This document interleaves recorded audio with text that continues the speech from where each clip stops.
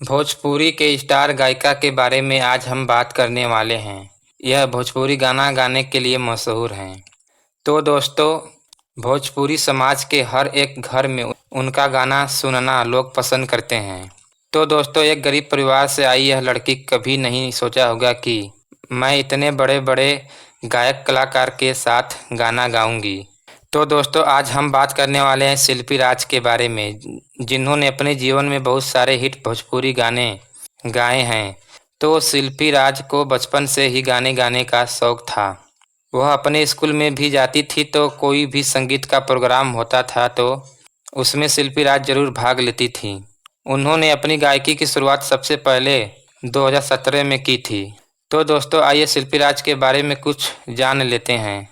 दोस्तों, शिल्पी राज का जन्म 25 मार्च 2002 को उत्तर प्रदेश के देवरिया में हुआ था। उन्होंने इंटर तक की शिक्षा प्राप्त की है। दोस्तों, शिल्पी राज का जन्म बहुत ही गरीब परिवार में हुआ था। उनके परिवार को रोज के भोजन के लिए भी बहुत मेहनत करनी पड़ती थी। परिवार की आर्थिक स्थिति खराब होने के कारण शिल्पी राज आगे की पढ़ाई नहीं कर सकी।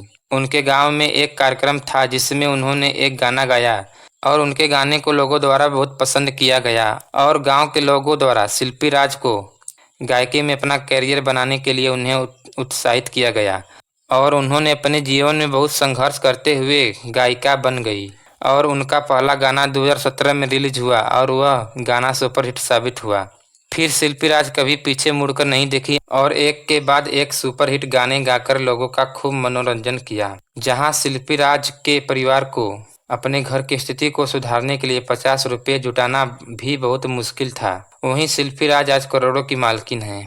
दोस्तों, भोजपुरी की स्टार गायक कलाकार खेसारी लाल यादव, पवन सिंह और प्रमेट प्रेमी जैसे कलाकार के साथ वह कई सुपरहिट गाने गा चुकी हैं और उनके गाने सोशल मीडिया पर मिलियन में देखे जाते हैं और सुने जाते हैं। शिल्पी राज के बारे में यह जानकारी बस इतना ही। अगर शिल्पी राज के आप भी फैन हैं तो इस चैनल को सब्सक्राइब करना बिल्कुल ना भूलिएगा दोस्तों।